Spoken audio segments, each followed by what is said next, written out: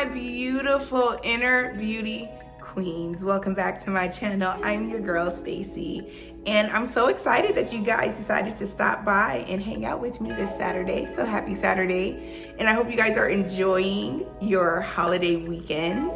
If you do celebrate 4th of July, if you're out of town, I know a lot of people are out of town this week. So I hope you guys are having the most amazing weekend. So because it is a holiday weekend, I will not take up too much of your time today, but I definitely wanted to make this video because it's a really, really good topic. I was actually having a conversation earlier today with one of my really, really good friends, and we were talking about relationships and are you really prepared to be in the type of relationship that you have in your mind or that you're manifesting or that you're desiring. So today's topic is how to know if you are ready to actually be in a serious, committed relationship. And it's so important because this is the kind of stuff that I had to figure out on my own. Unfortunately, healthy relationships were not modeled to me at all growing up. From my mom to my dad, to like other family members, to friends. I really didn't even start seeing healthy relationships until I got older and seeing my friends get into healthy relationships. But as far as like me seeing that growing up, that wasn't anything that I had experienced. And so I didn't really have a model of what a good relationship was. I had a model of what a toxic relationship was, but I thought that was the norm. You know, I thought everybody fought and I thought everybody was angry with each other all the time. And I thought a man was supposed to make a woman cry. And when you grow up, like, and that's most of us see that, you know, there's only a handful of us that are lucky enough to see our parents be in like these long-term, healthy, beautiful relationships. And so, you know, a lot of us, we come to relationships with our own set of like baggage and history and trust issues. And we have this really high standard of what we want our partner to be. But a lot of times we don't take the second to step back and look at ourselves to see, are we presenting and giving exactly what it is that we're asking for.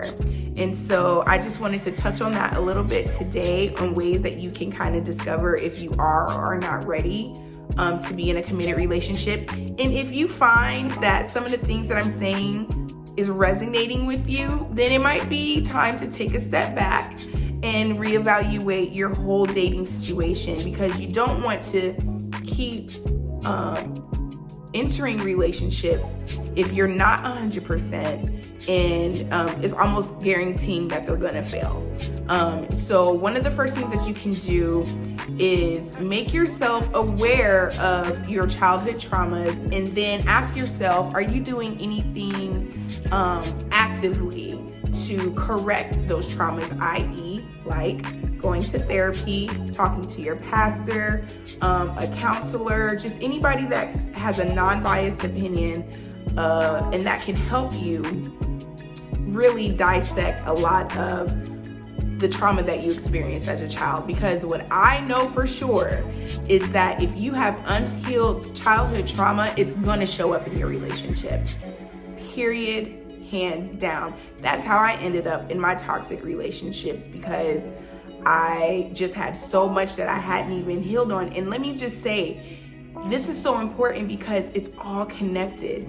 How you were treated as a child, any trauma that you may have experienced while growing up, is a direct reflection of like who you are, your character. It's like your marinade. You know, when you marinate a steak or a chicken and you let it sit in it for hours and hours or overnight, that meat soaks up those juices, those seasonings, those flavors, whatever the case may be, which is why you want to always make sure you have like the perfect marinade, because if it's too spicy or if it's too bitter or if it's too anything too salty, it's gonna soak that up. And a lot of us have some like over seasoned, too salty, too spicy marinades. Like, you know, adults unfortunately don't always know how to parent, and I feel like, you know, a lot of us are scarred from the way that we grew up. So that's probably the main thing that you can do, is reevaluate your childhood. Is there anything there that you don't want to talk about? If somebody brings up a certain person or a certain topic or a certain, issue, does it trigger you? Do you get upset? Do you say, no, I don't want to think about that or talk about that? Or did you come from a family that y'all didn't talk about your problems, or you didn't communicate your issues, or children weren't allowed to communicate how we feel? That's what I grew up with. I mean, no shade to my mom or how I was raised, but what I felt and what I said didn't matter. It was a girl, shut up and do what I tell you to do. It was that kind of thing. But when you grow up not knowing how to communicate and not knowing how to express yourself and always being cut off, that shows up in your relationships. It showed up in mine. I had a huge difficulty communicating to people, especially my relationships and even in my friendships, what I needed, how I felt. It was always very, very hard for me. And so it wasn't until I actually got into therapy where I was able to really unpack a lot of what happened, really dissect it all, and get to a space to where I understand that's what happened, but that's not who I am anymore.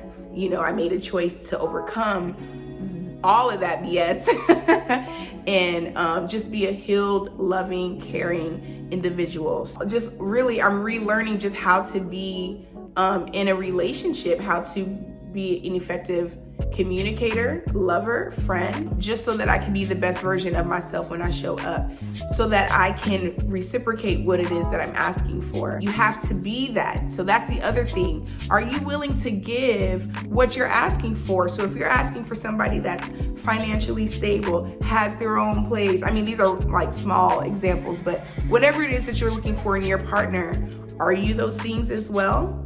Are you an individual that is a direct representation of somebody that you're asking for would want to date? You know what I'm saying? If you want somebody in shape and you're not in shape, that's unequally yoked. That's, 9 times out of 10, the person that you're going to be attracted to might not be attracted to you unless they just love them some thick, delicious big girls. But if they don't, then, you see how it's a mismatch. I really want you guys just to take an opportunity to self-evaluate, always self-evaluate before you enter any type of relationship. But also, when you're looking at the person, you want to self-evaluate, but you also want to evaluate your partner. And you want to make sure this is somebody that's kind, that's generous, that's loving, that treats you like a queen. You know what I mean? And anything less than whatever your standard is a lesson. I need you to hear me when I say this. Anything less is a lesson. With work, you can be the individual that you are looking for. Just make sure that you are still doing those self-checks, self-evaluations, because it starts with us, right? You got to make sure that you are, again, 100%. I think I talked about it in my video about how to date and be single and love on yourself. I really mean this from the bottom of my heart. If you do not love you and you do not fuck with you, it's going to be really difficult for somebody else to love you and fuck with you as well. So excuse my language, I apologize, but that's just how serious I am about that. You really gotta rock with you first. And your person will definitely see that, be attracted to that, and they'll be at least on the same vibration as you. So if you just take a little bit of those little pieces of advice, I think that you will definitely be a few steps closer towards being ready to commit to a full, healthy, toxic-free relationship. I definitely want to touch on this a little bit more tomorrow. And so we will continue this conversation then. But I'm so glad you guys stopped in for my little nugget of advice. And I hope that it resonates with someone. If it does, please let me know. Please leave your comments in the comment section below. And I will definitely respond back to you guys for sure. Also, if this is your first time here, do me a favor. Click on that notification bell, hit that subscribe button, and don't forget to like the video. And always remember, self-love is the best love. And if you love yourself, it'll be so much easier for other people to love you. Thank you guys so much again. I love you, my beautiful queens. Until tomorrow, bye.